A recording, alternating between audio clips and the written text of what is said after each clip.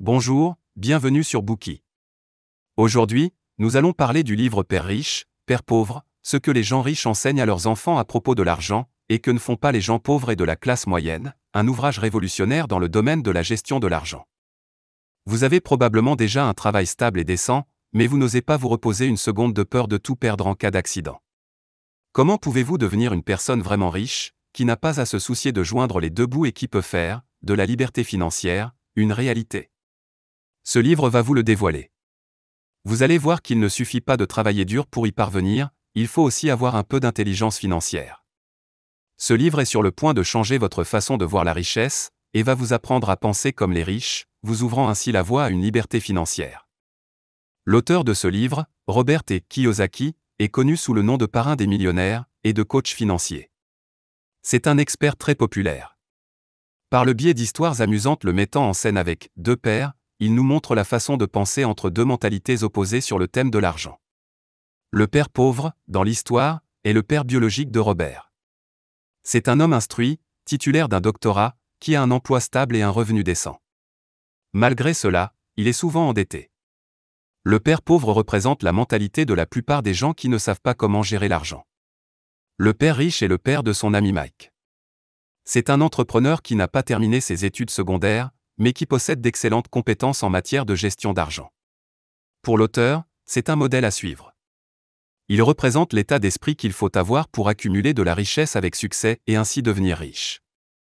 Ce livre vous enseignera ce concept et afin d'y parvenir nous allons parcourir avec vous les trois aspects suivants. Premièrement, pensez comme les riches. Deuxièmement, apprenez à faire la différence entre un actif et un passif. Troisièmement, investissez comme les riches. Première partie, pensez comme les riches. La fameuse loi de l'attraction nous dit que vous pouvez obtenir tout ce que vous désirez. Si vous souhaitez posséder de la richesse, vous devez penser comme une personne riche. Alors, quelles sont les différences entre l'état d'esprit d'une personne riche et celui d'une personne pauvre? Il y a l'histoire très classique du rat dans sa cage. Un petit rat est enfermé dans une cage ronde en bois. Il court très vite pour essayer de s'échapper et plus il accélère, plus la cage tourne rapidement. Le petit rat court de plus en plus vite jusqu'à épuisement. Malgré ses efforts, il est incapable de s'échapper et ne fait que tourner en rond. La plupart d'entre vous ont un revenu décent, mais cela peut être juste suffisant pour vivre une vie moyenne. Avec le temps, pour améliorer votre qualité de vie, vous pouvez travailler plus dur pour obtenir une promotion et augmenter votre salaire, mais vos dépenses augmenteront également. Ainsi, la seule chose que vous pourrez faire sera de travailler encore plus dur, tout comme ce petit rat qui court de toutes ses forces dans sa cage. Vous avez peut-être déjà l'impression de travailler très dur, mais vous n'avez toujours pas d'économie. Vos finances sont piégées tel le rat. C'est un état d'esprit très typique des pauvres. En général, ils passent toute leur vie à travailler pour gagner de l'argent, mais ne parviennent pas à économiser. C'est exactement comme le père pauvre de ce livre, qui avait un emploi très décent avec un salaire élevé, mais qui se débattait toujours à la fin du mois pour payer ses factures. Même sur son lit de mort, il lui restait des factures impayées. De l'autre côté, il y a les personnes riches qui eux ne passent pas toute leur vie à travailler pour de l'argent, ils réfléchissent plutôt à des moyens d'échapper au piège de la cage en bois. Mais alors, que devez-vous faire pour échapper à ce piège? Le père riche pense que la raison pour laquelle les pauvres passent leur vie à travailler pour de l'argent est qu'ils n'affrontent pas la peur et l'avidité qu'ils ont dans leur cœur. Au contraire, ils considèrent même le travail comme un moyen de s'échapper. La plupart des gens sont poussés par la peur de trouver un emploi, par exemple la peur de ne pas pouvoir faire face aux dépenses courantes, ou encore la peur de ne pas avoir assez d'argent, la peur de devoir recommencer après en avoir perdu, etc. À cause de cela, ils ne réfléchissent pas à la façon dont ils pourraient gagner de l'argent.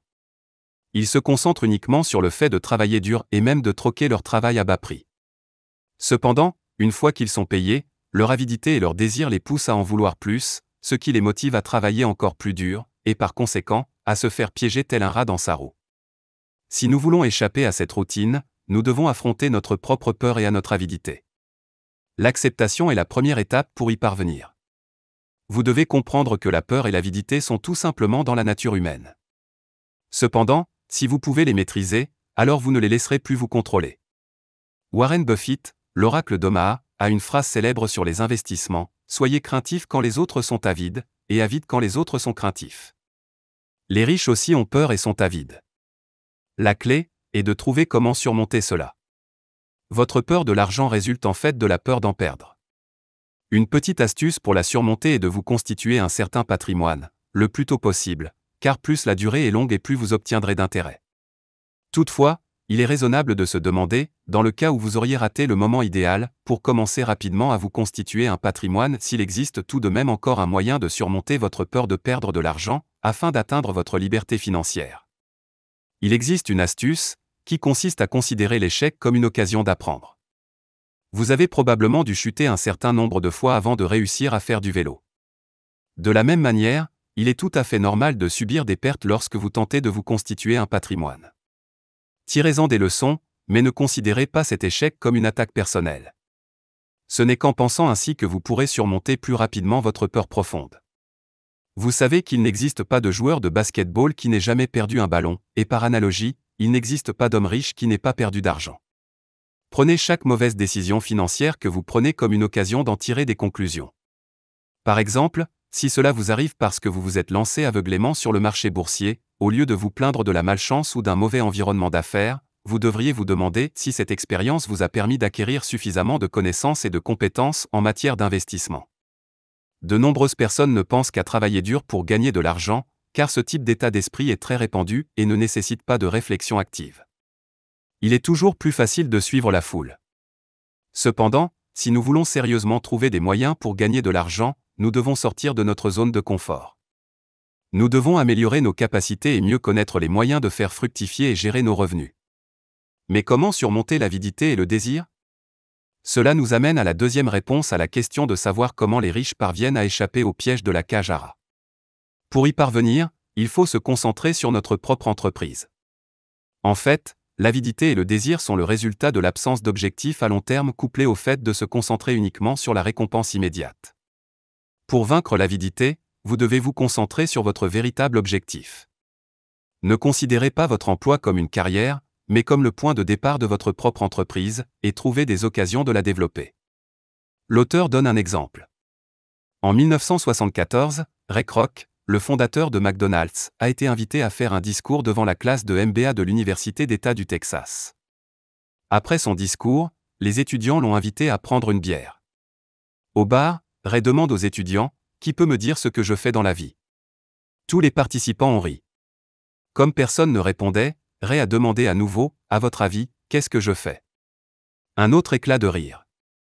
Finalement, un étudiant s'est écrié, « Ray, tout le monde sur Terre sait que tu vends des hamburgers. » Ray se mit à rire et lui répondit, « Je savais que tu dirais ça. » Tout le monde a cessé de rire et Ray a poursuivi, « Mesdames et messieurs, en fait, je ne vends pas de hamburgers.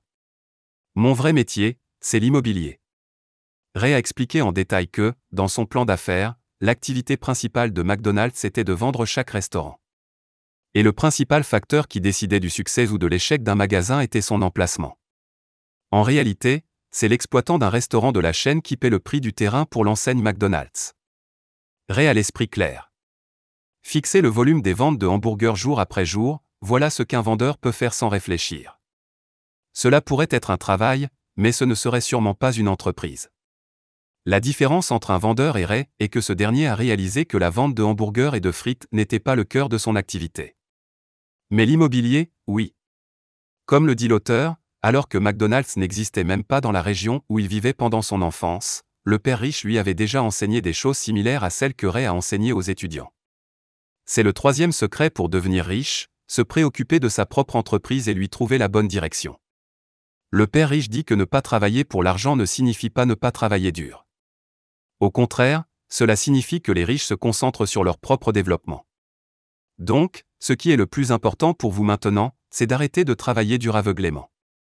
Au lieu de cela, vous devez continuellement apprendre de votre travail pour améliorer et développer vos compétences de base. Dans le même temps, recherchez les possibilités de développer votre propre activité. Par exemple, si vous travaillez dans la recherche scientifique, vous pourriez peut-être envisager de transformer vos recherches en un ouvrage de vulgarisation. Si vous parvenez à publier votre travail sous forme de livre, vous percevrez des redevances. Et ce sera votre propre entreprise. Pendant longtemps, le père riche a fait travailler Robert dans son magasin sans lui verser de salaire.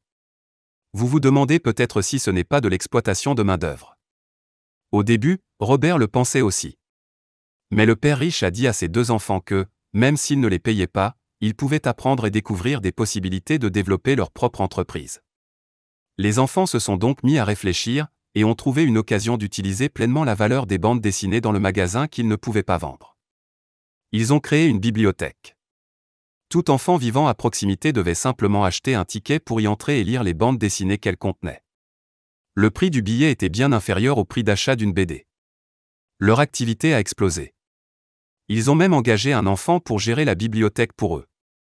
En 3 mois, ils ont gagné beaucoup d'argent, bien plus que le salaire qu'il aurait gagné en tant qu'employé de la boutique du père riche.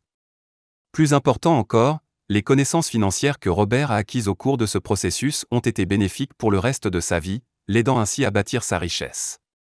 Robert dit qu'après une telle expérience, il ne se préoccupe désormais que de ce qu'il veut vraiment, et se demande s'il pourrait acquérir les compétences dont il a besoin dans un emploi donné. Il ne se soucie pas tellement du salaire que les autres lui offrent. Ainsi, vous, qui souhaitez vous enrichir, vous devriez également réfléchir à ces 2 questions lorsque vous êtes au travail. Premièrement, que voulez-vous vraiment? Et deuxièmement, quelles compétences, dont vous avez besoin, pouvez-vous acquérir dans ce travail? C'est la fin de la première partie, dans laquelle nous avons abordé les façons de penser comme les personnes riches. Nous y avons vu qu'avec un état d'esprit de pauvre, nous pouvons facilement être enrôlés dans une routine, tel un rat qui tente de s'échapper de sa cage, où nous travaillons dur par peur, nous nous soumettons à nos désirs en consommant nos gains, puis nous travaillons encore plus dur, pour gagner plus, et finalement vouloir plus. Ce cercle vicieux est le piège à rongeurs. L'état d'esprit des riches nous permet de faire face à nos propres peurs, et considère chaque échec comme une occasion d'apprendre. Il nous permet également de transformer le désir et l'avidité en une motivation, nous poussant à nous concentrer sur les choses que nous voulons vraiment, et à rechercher des opportunités pour développer notre propre entreprise. Merci d'avoir écouté. Vérifiez le lien ci-dessous pour déverrouiller le contenu complet.